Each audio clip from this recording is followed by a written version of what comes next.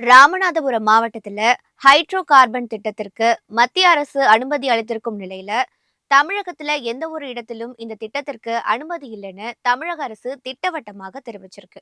ராமநாதபுரம் மாவட்டத்துல பரமக்குடி, முதுகுளத்தூர், கடலாடி, திருவாடானை, கீழ்க்கரை உள்ளிட்ட 20 இடங்கள்ல ஹைட்ரோ கார்பன் கிணறு தோண்டுவதற்கான இடங்களாக கண்டறியப்பட்டிருக்கு. ஒவ்வொரு கிணறும் பூமியிலிருந்து 2000 முதல் 3000 மீட்டர் ஆழத்திற்கு தோண்டப்படும்னு அறிவிக்கப்பட்டிருக்கு. இதற்கு கடந்த மாதம் 11ஆம் தேதி மத்திய அரசு தரப்புல அனுமதி வழங்கப்பட்ட நிலையில தற்போது அதிகாரப்பூர்வ தகவல் வெளியாகி பரபரப்பை ஏற்படுத்தியிருக்கு. ஆனா தமிழகத்துல எந்த ஒரு இடத்திலும் ஹைட்ரோ கார்பன் திட்டங்களுக்கு அனுமதி கிடையாதுன்னு தமிழக அரசு திட்டவட்டமாக தெரிவிச்சிருக்கு. இது தொடர்பாக சுற்றுச்சூழல் துறை அமைச்சகம் சார்பில் வெளியிடப்பட்டிருக்கும் அறிக்கையில விவசாயிகள் மற்றும் பொதுமக்கள் நலன் கருதி இந்த திட்டத்தை அனுமதிக்க முடியாது என்பதே முதலமைச்சர் ஸ்டாலினின் திடமான கொள்கைன்னு முடிவு என தெரிவிக்கப்பட்டிருக்கு.